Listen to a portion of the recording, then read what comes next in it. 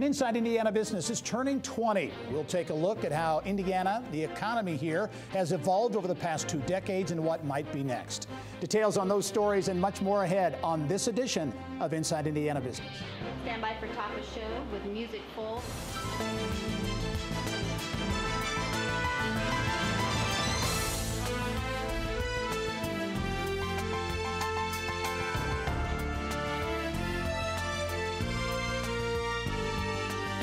By D1 Sound, sponsored open with music.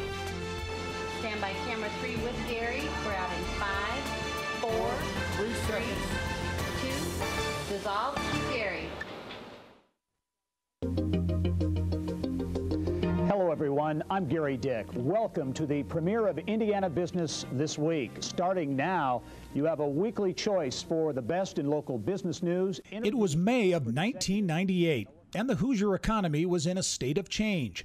Banks were changing names on a seemingly weekly basis. There was a dramatic leadership change at Eli Lilly and Company. And Indiana's manufacturing-intensive economy was on the brink of recession as an initiative was launched to change the state's culture with a vision to create a center for technology and innovation in the heartland.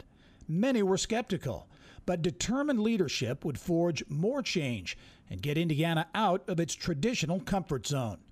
Daylight saving time, co-working spaces, record numbers of nonstop flights, including the state's first transatlantic nonstop. Today, a technology company, Salesforce, not a bank or insurance company, is the top of the state's tallest building. And from downtown Indy to Fort Wayne, Evansville to South Bend, and points in between, there are visible signs of vibrancy and excitement about the future. For 20 years, Inside Indiana Business has been proud to tell the story of Indiana business, and we look forward to what's next. Hello and welcome to Inside Indiana Business. I'm Gary Dick. We'll have more on our mile business 20 years on the air a little bit later in the show. But now to our top story, and it is a big one. Giant Infosys has announced some big plans in Indiana, a new USA Education Center, a campus to be built at the old Indianapolis International Airport site. Plans call for an additional 1,000 new jobs on top of the 2,000 jobs the company has already committed to in Indianapolis for creation of a technology and innovation hub in the heartland. And for more on the deal, how it came together and what's next, let's turn now to Infosys President and Deputy Chief Operating Officer Ravi Kumar and Indiana Governor Eric Holcomb. Gentlemen, welcome to the program. You're just here from the announcement, so we appreciate you taking the time. You've had a very busy day today and a big announcement. Ravi, I'll start with you. The numbers are big. The project itself, 3,000 jobs. Why pick Indiana and Indianapolis for this education center? Yeah, so, we spoke about it last time. Last May, we announced 10,000 jobs. Mm-hmm. This is in context to all our clients, large corporations who are digitizing their landscapes, and we are a partner for them. We need to build capabilities for the future, and we made an announcement of 2,000 jobs in Indiana as the first technology and innovation hub where our clients and Infosys can come together to co-create the future. We do realize that when we made that announcement, we need to build capabilities which don't exist today. So this training center is in the heart of that announcement because we have to build capabilities grounds up. We have 3 feeders of talent. We hire from schools and colleges. We repurpose talent from legacy talent pools, and we hire experienced talent which needs continual learning. All these 3 talent pools need a training capability so that we stay relevant to our clients. Mm-hmm. And that's the reason why the US Education Center, which we announced in Indiana, is very important in this strategy. Yeah, right. We are a company which has one of the largest training facilities in the world in India, so we're going to replicate that back in Indiana. Why Indiana? We spoke about it earlier. In the middle of the United States, great access to our client clusters, good academic ecosystem, and a great government to support us in this journey to think big for Indiana and for Infosys. Yeah. Governor, talk about the impact in your view of this deal. Again, big numbers, 3,000 jobs. What in your view is going to be the impact, the ripple impact of the deal? Well, it really will be. First, happy birthday to Inside Indiana Business. What a 20-year run you've had. And I think about this in the context of the 20 years to come. We have as you alluded to at the outset, we have really got our economy dialed in, humming, very attractive, almost magnetic, globally speaking. We've got an infrastructure program in place that connects us with the world and brings the world back to us. And what we have to make sure that we're doing is everything to skill up our workforce, and that's what Infosys does like no other. And so this is going to have not just a profound positive impact on central Indiana, but every community, every business that wants to make sure that they can usher in the future of business, the way we're integrated, and the IoT of the way we live, work, and play. This is what Infosys does, and so it couldn't be a better partnership that will really extend well outside our borders. Folks will be coming into Indiana through the #1 ranked airport, now 6 years, in North America, and they'll drive by Infosys every single day to get training. Yeah. Ravi, talk about, for those who aren't familiar with the model at Infosys, this training campus, this education campus, and what it's all about. Yep. You know, Infosys always believed that hiring from schools and driving a 8 to 12-week training, which is experiential, immersive, and classroom, and actually comes from practical training, is very important for us to build capabilities for the future. So this training campus will have facilities to do classrooms, facilities to create experiential learning, a residential facility so that it's very immersive. And that's the reason why we establish a facility to actually set our training needs. Not only are we going to use it for our own employees, we're also going to use it for our clients. Our clients need training and capabilities as much as we need. They have to repurpose themselves for the future of digital. So this is a comprehensive way of looking at training and enablement for building capabilities of the future. All right. Well, thank you both for joining us. Ravi Kumar from Infosys, Governor Eric Holcomb, of course, big deal. We'll be following it in the months and years ahead. Thank you. Thank you. Well, still ahead, the dream of Braxton Brewing Company started in a garage. They've got big plans. Stay with us.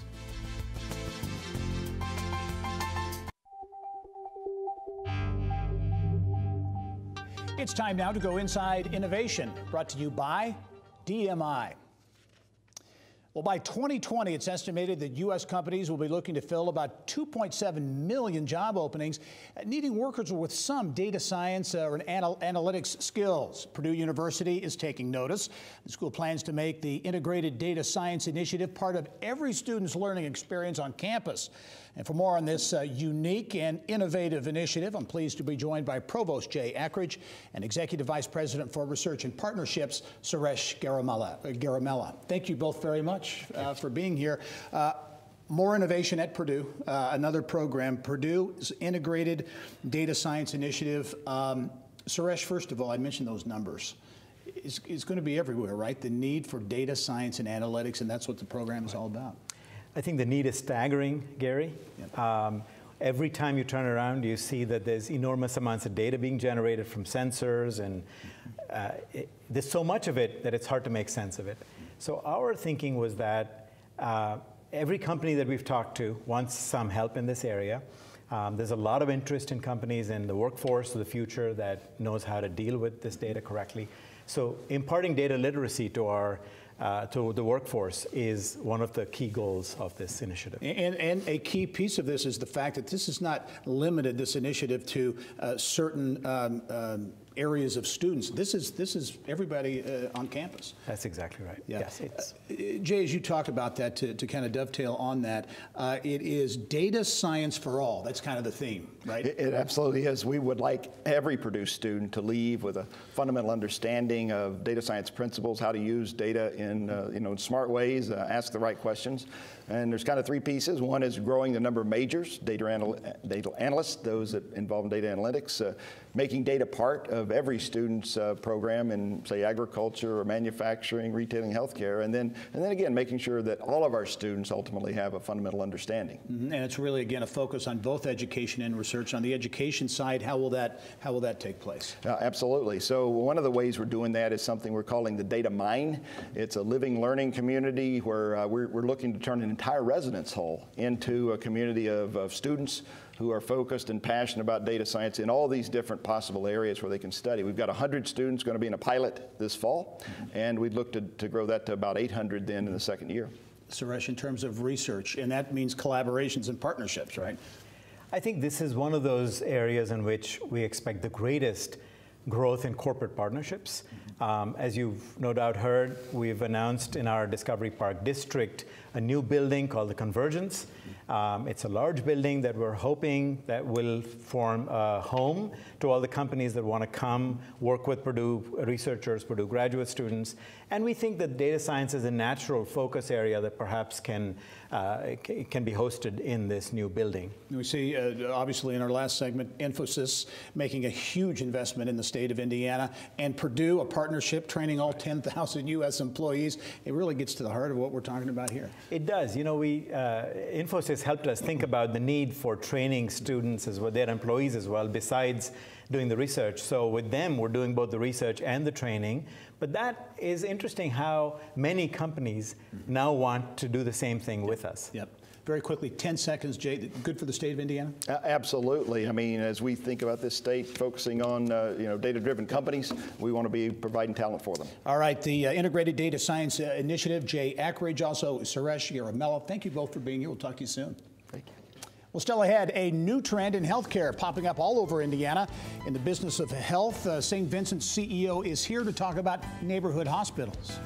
But next, a love for brewing beer has become an entrepreneurial obsession at Braxton Brewing Company. Chief Marketing Officer Jonathan Gandolf is here to explain how the brewery is melding technology and tradition into Indiana.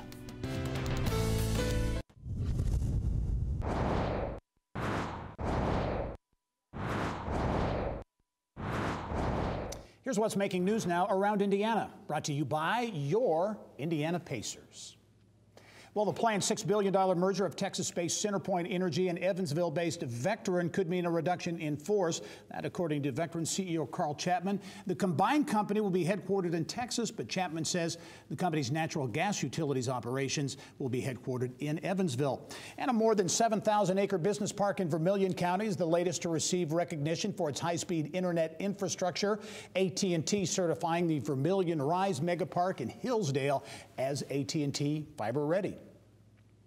Well, a greater Cincinnati-based craft brewery dreamed up in a downtown Indianapolis apartment by some ExactTarget alumni just celebrated 3 years in business. Braxton Brewing Company has doubled in production every year and is now hoping to begin to distribute in Indiana, perhaps this year. And for more on the growing brewery, let's turn to Chief Marketing Officer Jonathan Gandolf. And Jonathan, welcome to the program. Thank you so much for having us. And congratulations on the growth. The craft industry continues to grow in a big way. You and your partners were in the business world, ExactTarget and Deloitte, the companies represented. How did the idea really come about? Yeah, so one of my colleagues at ExactTarget actually had a brother in northern Kentucky that was working at Hofbrauhaus in Newport. And he said, I wanted to start a brewery and I don't know how to start a business. And it just so happens, living in our apartment, we had somebody who studied entrepreneurship, somebody who studied marketing, and a CPA from Deloitte. And so the three of us kind of went in together on it and thought it'd be a fun side project, but it became very real very fast. It became a lot more. And how did you talk about from the business side, because that's such an important part of the craft scene now, is that business model and really doing it the right way. How did the principles and your experiences at ExactTarget kind of translate into the brewing business? Absolutely. I mean, I think ExactTarget was some of the best B2B marketing in the world at the time. And at the root of our business, you know, whether it's selling to our distributor or selling to bars and accounts and restaurants, there's a lot of B2B marketing in beer that I think often gets overlooked. And so we've applied some of the technologies and techniques that we learned at ExactTarget to our business in craft beer. And I think it's really helped differentiate us amongst some of our peers. Yeah, looking at the garage there, a garage door opening up, reflective of coming up with the idea in the garage, right? Exactly. Let's talk about Braxton Brewing. You're based in Covington, Kentucky, that's greater Cincinnati area. Yes. You're distributed all throughout Ohio. You're into Tennessee and Kentucky as well. Yeah, so we are as far north as Columbus, Ohio right now, going to Cleveland soon, down to Nashville, Tennessee. We'd love to expand into Indiana. We've got to find the right time for capacity and demand. Hopefully before the end of this year or early into next year, we'll get our beer up here in Indianapolis, kind of where a lot of the business side of things started. You've been in business 3 years. You've doubled production every year, up to 15,000 plus barrels now on an annual basis. What's been key in your view? Good beer obviously is important. Yeah. But what's really driven your growth? Yeah. First and foremost, the liquid is very good. But second of all, we didn't have a lot of experience in this industry, and I think you know, you can look at the disadvantages of that in one aspect, but on the other hand, we didn't know what status quo was. So we were willing to take risks that maybe other breweries or other breweries growing at our rate weren't willing to, and we kind of think about things differently. So it's been a huge opportunity for us to use our background in technology and marketing to differentiate ourselves a little bit, and kind of go along for the ride with the crazy growth that is industry-wide right now. As you look at that growth and think about the next 5, 10 plus years at Braxton, where do you see things going? It's a great question. If you had asked me 3 years ago, it'd be very different than my answer now. I think regional is a great goal, especially the way the industry is going right now. Ohio, Tennessee, Kentucky. You start to look beyond that, Indiana, Illinois, Michigan, maybe further south as well. Being in Kentucky, it's especially in northern Kentucky, are you in the Midwest or are you in the South? And you try to play up your roots that way. But we want to get in Indiana, all of state Ohio and Tennessee, and then we'll see what's next after that. Very good. Jonathan Gandolf with Braxton Brewing Company, congratulations. Thank you. Purdue grad, Indiana native as well. We hope to see the beer in Indiana in the future. Us too. Thank you very much. Thanks. Well, coming up next, St. Vincent hoping to decrease wait times in emergency rooms and make care more accessible by building neighborhood hospitals. St. Vincent's CEO is here to talk about micro hospitals and future growth.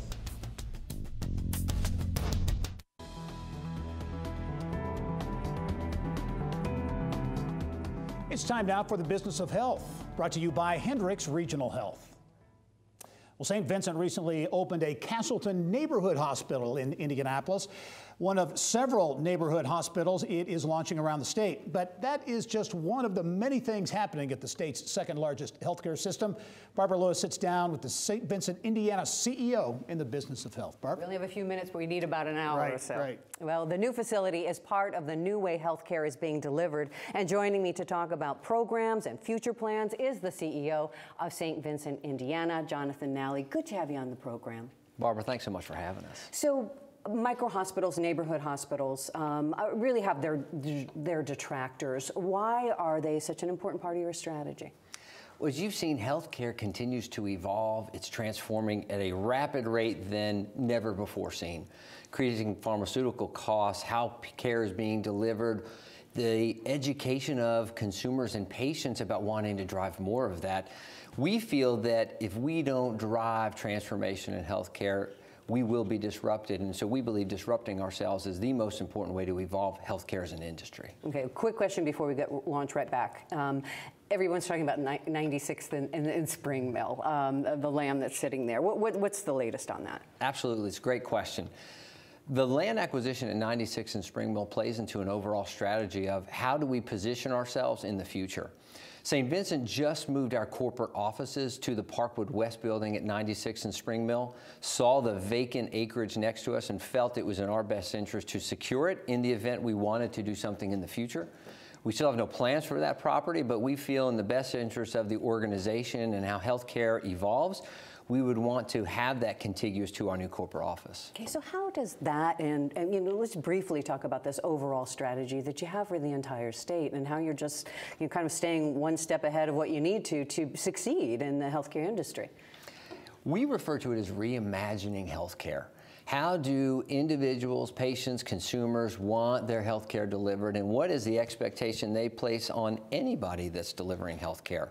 For St. Vincent, we've taken the approach of one hospital, multiple locations, which really refers to every one of our inpatient, outpatient, on-demand virtual care centers throughout the state of Indiana to ensure that we're connected with our patients, holding their hand, prenatal to end of life, and every step along the way. And how do we need to evolve that so we are more patient-centered in the future? Okay, so when do we go to the neighborhood micro-hospital, and when do we head to one of the bigger facilities? Absolutely. The vast majority of patients that are seen in one of our existing facilities with an ER, as well as any other hospital, can be seen at a neighborhood hospital. We see them quicker. We see them with the same ER physicians, the same inpatient medicine physicians, the same protocols, medical record, connection, you name it. It's just in a facility that is closer to their home. It is quicker service, provides the same outcomes, and we believe over time will show it is a lower cost to patients, employers, and insurance companies. All right, well, Jonathan Nally, we have a lot more to talk about, but no time to do it, and so we'll have to have you back. Thank you so much for being on our program this week. Thanks so much, Barbara. Gary, back to you. All right, Barb, thank you. Well, coming up, she turned her love for baking into a business. In this month's Innovators with Dr. K, the owner of Lucky Guy Bakery in Bloomington, explains how she takes a hands-on approach to her brownie business from beginning to end. Stay with us. Stand by D1 Sound, sponsored open with music. Stand by camera 3 with Gary. We're out in 5, 4, 3, 2, dissolve, cue Gary. Well, in just 3 years, Bloomington-based Lucky Guy Bakery has created quite a following with its signature brownies. From making the batter to boxing and shipping, everything is done by hand. And Joni McGarry has expanded her sweet treats in several markets and coffee shops around Bloomington and in the Indianapolis area. Her delectable goodies are the focus of the Innovators with Dr. K. Dr. K, take it away. Well, thank you, Gary. As you mentioned, we've got Joni McGarry here, but this is a great example of a small operation now turning into a large impact operation. So, Joni, welcome to the show. It's great to have you. Thanks for having me. So my question first is, how did you come up with this idea? And I understand there's also a backstory. Well, there always is.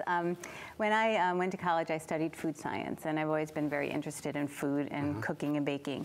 And fortunately, when I got out of college, I was able to work for a company that had a really large chocolate division, and I did product and process formulation for their chocolate and coconut division, and learned a lot about chocolate as an ingredient, and also at the same time was doing a lot of baking. And so what is the perfect marriage of chocolate and baking? Brownies. And over the years, I tried to find a perfect brownie and have, worked on that. And as I was baking a lot as a mother after I left my career, I started to formulate a particular brownie, which is now our signature iconic brownie. Nice. And I made up a brand to promote at bake sales for fundraisers. And that sort of segued into people saying you should start a business. And last year, 3 years ago, I was at a luncheon in Bloomington, and a friend of mine who had started a business there said, it's a great place to start a business, do it. So I was able to. Who's your market right now? Who are you aiming for? Well, there are a couple of different markets. We have an online effort. We have an online store. And so that would be mostly, I think, mostly women who are buying gifts. That seems to be our market segment. Very good. And then our wholesale market is small and large chain grocery stores and also coffee shops in this area and regionally. Excellent. So how did the appearance on the Today Show come about? Because I heard you were on the Today Show. Actually, my brownies were on the Today Show. In November, out of the blue, Elizabeth Mayhew, who's a contributing producer at the Today Show, called. She had seen the product online and liked the marketing. So I think that we had done a lot right there in terms of being different and set ourselves apart. She asked for samples, we sent them, and then she said, we're going to feature you in the middle of December. So we had 3 weeks to prepare for what we knew was going to be a huge spike. And because of where we work in a shared commissary space, we were able to increase our production by 6 times immediately without any downside to that, fulfill the orders and get that going. It was terrific for us. What are some significant challenges you face now? Yeah, it's as we grow, the challenge is to keep everything handmade because we really believe in that. We do everything by hand. We package by hand. We cut by hand. We do all our gifting by hand. And to fill in a team that I can leave that work to while I focus outward and grow. Excellent. Excellent. The backstory behind your logo. We have a bunny rabbit here that's a logo. His name is Felix. His name is Felix. There is a little backstory. Is that true? Yes. Well, when we came with I had the name Lucky Guy Bakery. Lucky Guy is named for my husband, obviously. And we wanted to riff on the concept of luck. And so I worked with a graphic designer with different concepts of luck, and she came up with this foot donor, the lucky rabbit's foot. And at first I thought, there's no way I could use this to market my product, but I thought he was so sweet and funny that I went ahead with it. That's great. Well, we love Felix. I love Felix too. Well, as I do on every show, I try to give some prescriptions to the challenges you face. So for you, I came up with the 3 T's for you, a unique growing venture. And the first T is transition. As you scale from this smaller operation that you've been to now a much larger growing business, you want to start to think about that. What's it going to take? So you're going to be making a transition to you and your staff, which leads to the second T, which is team, because you want to build a trusted team around you that can help scale this thing to where you'd like to see it go. And that's the third T then, is about traffic. You want to make sure that you're going to develop a proper marketing plan to consistently drive traffic to your website and hopefully to the shops where the brownies are at and stuff. So we hope that'll kind of help you, give some ideas as you face the challenges. And unlike the Today Show, they just had the brownies, which we have here, but we brought you on, so we're much better than just the Today Show. Well, I'm delighted to be here. We're glad to have you on. And where can the audience find you, Joni? Well, you can find us at luckyguybakery.com, which is our website, and in coffee shops and grocers in Indianapolis, Bloomington, and actually throughout the region. Fantastic. We're in distribution now. That's great. That's great. Thank you, Joni. Thank Well, you. there you have it, Gary. We had a phenomenal, I think, small business right in their kitchens that becoming something very, very powerful here in the state of Indiana. Back to you, Gary. All right, Dr. K, thank you. Well, more than a decade ago, David Harris had a vision and created Indianapolis-based the Mind Trust. Harris has spent the last 2 decades at the nonprofit, turning the Circle City into a magnet for some of the nation's top education talent and a hub for high-quality schools. He's leaving now to become the founding partner of a new national education organization, and Brandon Brown has been named CEO of the Mind Trust. They're both here now to share their vision for the future of education. Gentlemen, welcome to the program. Thanks for having us. Thank you very much. David, I'm going to start with you. 11 plus years ago, right, was when the Mind Trust was formed. Think back or go back 11 plus years at the whole idea behind the Mind Trust. What was it all about? Well, we really believe that the best way to produce great results for kids was to invest in talented people and give them the freedom and the supports to either create new schools or to create nonprofits to support schools. But we never could have imagined that we'd be where we are today with the concentration of some of the country's top entrepreneurial talent. We've helped launch over 17 schools. We've got another 12 in the pipeline. We've helped launch 8 new nonprofits, and the results are overwhelmingly positive. So it's been really exciting to see where we've come after all these years. Can you put your finger on 1 or 2 things responsible for that, launching that many schools, having that many in the pipeline? Why in your view, has this been a successful model?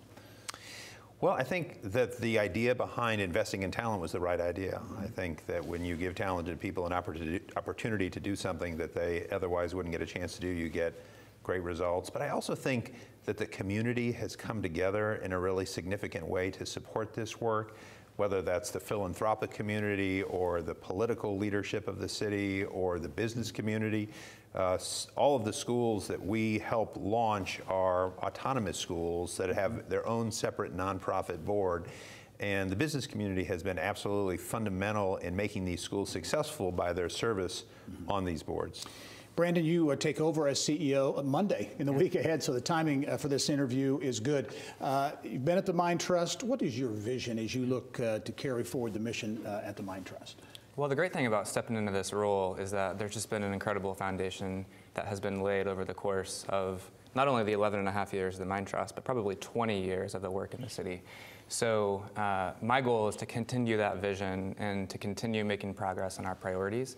We think that we have this moment in time right now with the collaborative work that's happening across our city, and we want to wake up every day thinking about how do we maximize that opportunity for kids. As we were talking off camera, you talked about maybe a little tweak to the model in not just launching schools, but maybe providing support beyond that. Yeah, we've historically been really focused on launching new schools, and we'll continue to keep that focus, but we've learned over time that it's important to provide a range of supports to schools, to not just launch schools, but to launch schools that are going to be truly successful for kids.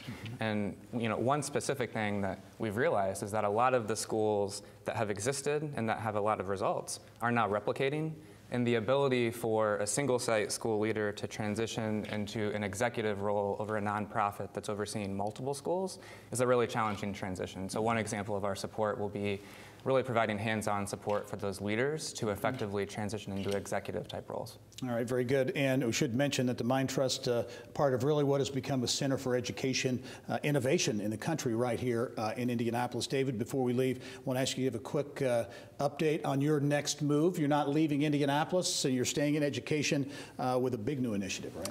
So I'm going to be part of a new national initiative. It'll be a virtual organization, so I can stay in Indianapolis, which I'm excited about.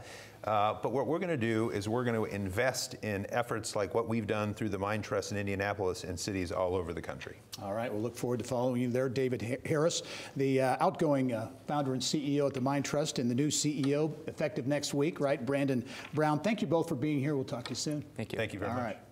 Well, still ahead, our insiders will sound off on some of the week's top stories, and we'll have a lot more too, including Pete Dye, a true golf icon. He honed his craft for designing golf courses right here in Indiana, inspiring the Pete Dye Golf Trail. Indiana Office of Tourism Development Executive Director Mark Newman here to talk about the relaunch of this statewide initiative. Well, if you think golf and Indiana, then it shouldn't take too long to also think of Indiana's world-renowned golf architect, Pete Dye, and his wife, Alice. And the Indiana Office of Tourism Development wants to re-emphasize that Hoosier connection. Bill Benner has more in this week's Inside Indiana Sports. Bill? Gary, thanks. Indiana Tourism is launching a Swing into Spring golf initiative that it hopes it will remind golfers, not only in Indiana, but around the country, of the Pete Dye Trail, a collection of Indiana courses that extends from French Lick to Culver, and it can be found now at the Children's Museum of Indianapolis. Joining us today to talk about the trail is IOTD Executive Director Mark Newman. And Mark, welcome to the program. Always good to see you. Yeah. The Pete Dye Trail has been around for a long time, but it's you're kind of relaunching. That's right. Yeah. Well, outdoor recreation and sport tourism in general are big contributors to the Indiana tourism economy, about $3 billion on an annual basis. We think this is a tool that could help bolster that even further. Indiana is recognized among some of the best golfing states in the United States, but we haven't really taken advantage of that to drive tourism here. Well, and nothing better to drive it than to mention the name Pete Dye, again, world-renowned architect. Talk about, again, how IOTD will manage this asset. Well, what we've done is we've brought together 7 golf courses, and working together with them have created a marketing fund that will allow us to tell the story of the Pete Dye legacy, those golf courses that comprise the trail, and really create a compelling story for why people need to come here. For their golfing adventures. And great golf courses. Of course, we all know about the Brickyard right here at the Indianapolis Motor Speedway. The Fort, also in Indianapolis. The Mystic Hills up at Culver. Yeah. French Lick, at the Pete Dye course at French Lick. Yeah, I mean, so what we've done is, these are golf courses with great bucket list qualities to them. And we think that bringing these together in this way and promoting them, it's a no-brainer for people to want to come to Indiana, experience it. When you think of the Pete Dye course at French Lick, the highest point in Indiana, the 4 holes at the Brickyard Crossing at the Indianapolis Motor Speedway. Maple Creek, the first 18-hole golf course that Pete Dye ever built. And there's a great little Pete Dye museum inside their clubhouse. And the list goes on for why this has become an attraction for us. And up in Purdue, you get a Pete Dye twofer because you got the camping course and you got the Ackerman course. Yeah, you've got the Ackerman Island, you've got the camping, and that comprises the Burke Boilermaker Golf Complex, a phenomenal complex. You mentioned Indiana being one of the top 10 golf states in the United States, and people might go, really? But that's... Well, we've had people from Golf Advisor and other reputable organizations, entities come and they've played our courses, they've traveled the state, they've seen the assets that we have, whether it's a Pete Dye course, a Donald Roth course, a Don Fazio course, or you name it. We have a tremendous collection, over 200 courses in the state of Indiana that really stand out. And talk about, you've established 2 websites. That's right. Again, one specific to the Pete Dye and then the other one, Indiana Golf in general. Yeah, so PeteDyeGolfTrail.com is the website specific to the golf trail, and then visitindianagolf.com is the one that really speaks to all of the golf courses across our state, and they've got some really useful tools on them. You can put together a golf package for yourself. You can see what some of the stay and play packages are that are being offered out there. It gives you a lot of, it gives you the ability to really create your own experience. And as we wrap up, we'd be remiss if we didn't, and we talked about it on the show previously, but the 18 holes now at the Children's Museum, a spectacular addition to that Sports Legends experience. Yeah, so that really is an amazing addition to the golf profile of the state. I mean, these are replica holes that represent the 18 best among the broad portfolio of Pete Dye's and Alice Dye's golf courses across the country. They're huge proponents of the First Tee program, and this really plays into that very nicely. Well, Mark Newman, thanks for being on the show, and we really, I think it's a terrific thing that the Office of Tourism Development can embrace Hoosier icons such as Pete and Alice Dye. Thanks for being on the show. Good to see you. Best wishes. Gary, back to you. All right, Bill, thank you. Well, the 15th annual Indie Film Fest is in full swing at the Indianapolis Museum of Art. Hundreds of critics, directors, and movie lovers alike have flocked to the Circle City to view the best in traditional and indie film from all over the world. And as our Mary Rachel Redmond reports, there are several feature flicks with Hoosier ties. As one of the fastest growing film festivals in the Midwest, officials are calling this year's Indie Film Fest the best yet. This year specifically, with our move from July to April, is bringing great films that we wouldn't otherwise have had access to. We have a lot of films that have some of the Hollywood star power. This year we're showing Tully, which has Charlize Theron in it. We're showing RBG, which is a huge documentary that's, I think, going to blow up and probably get awards come this winter. But perhaps what has moviegoers most excited, at least locally, are the films that have Hoosier connections. Over the last couple of years, we've shown some incredible movies that are with filmmakers that are from here, and I think it's almost becoming our bread and butter, where we really get to acknowledge and reward and almost pay homage to our state. And we also focus on the Hoosier Lens films, which is films with any kind of tie to our great state. So it could be filmmakers that are from here and in some cases have moved away. Like 25-year-old Indianapolis native Grace Hanoi. The Cathedral High School graduate attended NYU and is quickly making a name for herself in the film industry with the debut of her first film, When We Grow Up. As an Indianapolis native, I really wanted the opportunity to have people that I know and love come and see the film. This is the first time I'll be hearing from people who are there to judge it, to be critical, especially as this is my first feature. I'm excited to hear what people think about the work. We typically expect to have somewhere between 5,000 and 6,000 people come out, and a lot of this has to do with the local tie, the Hoosier Lens. Well, they'll pull out all their friends and family will come out for some of these weeknight showings, and it's so great to see. Mary Rachel Redmond, Inside Indiana Business. All right, Mary Rachel, thank you. Well, coming up, a special Insiders panel is here to help us mark 20 years of Inside Indiana Business on television, taking a look at how the Indiana economy has evolved over the past 2 decades. There they are in our Inside Indiana Business social media lounge. They will join me in studio next. Well, this Tuesday, May 1st, will mark 20 years on the air for Inside Indiana Business.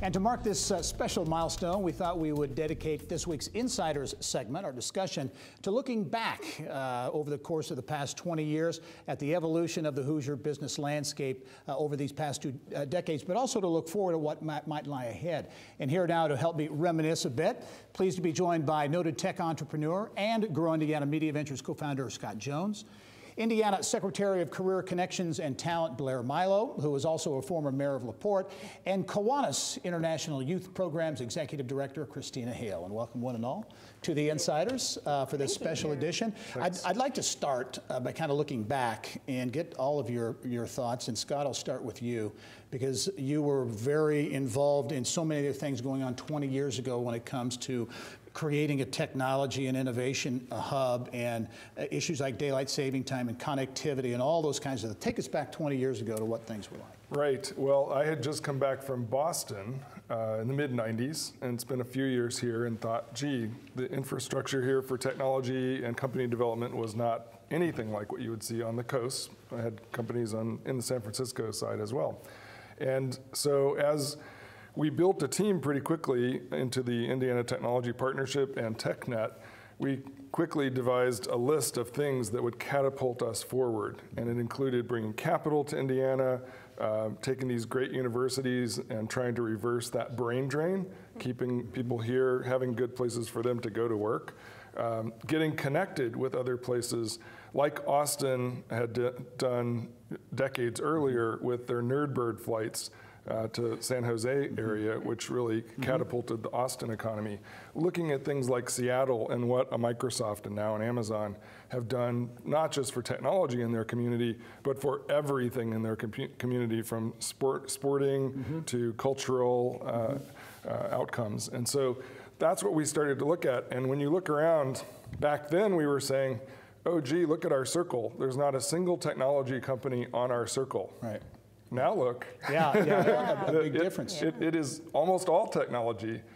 when you count it up, and the tallest building is Salesforce. Right. So, what a difference. You look at nonstop flights to San Francisco, which we did not have for most of these 20 years, and I looked today, and I've been taking these quite a bit because I go back and forth to Hawaii a lot, through San Francisco, and there's nonstops to San Francisco 3 times a day from United and Alaska, and 3 times back, morning, afternoon, evening. It's perfect so that when somebody in San Francisco, San Jose area wants to invest, they can get up in the morning, get on a plane, and get back here at night and sleep in their own bed, right? And that's what they want if they want to give us their millions of dollars in the top venture capital firms. Absolutely. Christina, your take, you've served in the at the Indiana State House, the legislature. Talk about your remembrances of these last 20 years. Sure. It's just been a remarkable time when you consider, too, people now have cell phones they didn't 20 years ago. I mean, we didn't have Facebook. There's a lot of things we didn't have. We didn't have gaming here in our state. So I think just really appreciating the way we live, too. We've now developed a culture of convenience. But I think something else, we've begun to appreciate the role of arts and culture as drivers in economic development. We now sometimes think of growing our cities and employability from a sense of place and opportunity because people live differently. People, Blair Milo's generation, they decide where they want to live and then they find a job. So I think we've been fairly reactive to that. We've been fairly ambitious. Our skyline is changing. Connectivity has changed somewhat. We do have some direct flights. We have a brand new airport in our capital city. But how about developing that second airport in Northwest Indiana and some of our ports too? We've done a lot. There's a lot more to go. We're going to double track the South Shore. So I think we can really mark the passage of time on a very positive note. Blair, you were not in public life back 20 years ago, entered in 2011 or so, mayor of LaPorte. As you think back to your experience as a mayor and the issues you were facing in smaller communities, LaPorte's not small, but smaller communities, talk about. I think that we've seen the value of the quality of place and quality of life in the space of economic development really grow in conversations with community leaders. And even in just the short time frame that I've been around other mayors and the work that we were doing in LaPorte, that I think that early on it was seen sort of as a nice to have, that the bike trails and environmentally friendly things are nice things to have in a community, whereas now over just a few years, I think we've really recognized that, just as Christina mentioned, that when we have population and talent that is making a decision on where they want to live and then finding a career associated with that, that's really grown in building out our communities in really innovative ways. How about Hoosier inertia, used to call it, right? That Indiana's resistance to change, which 20 years ago was very evident. Scott, you dealt with it a lot, I know. Right. That's, to me, over 20 years has changed a lot, and I think we are beginning to open up and be more accepting of change. Beginning. There's work to be done. But yeah, things like daylight saving time, I tested that as hard as anybody could ever test it. And I think I'm the only guy on the planet who spent $1 million to try and help us see the light. And it took 5, actually 6 years, and a Republican governor, Mitch Daniels, and a Republican Senate, and a Republican House to pass by 1 vote, and then they try to bring it back every year to unravel it, right? But if you think about it, and everybody at first when I started attacking it, it had been tried every year for 40 years.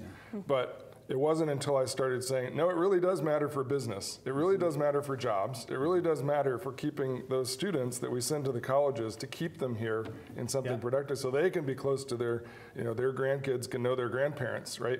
So it has impact that people don't think about. They just think about school bus on the corner, are the cows going to get up, right? and so those were the kind of arguments I got from around the state. And by the way, this would not have happened for not the small communities around the state finally saying, yes, okay, we understand and we want to move forward. And so we got it done and we haven't gone back on that.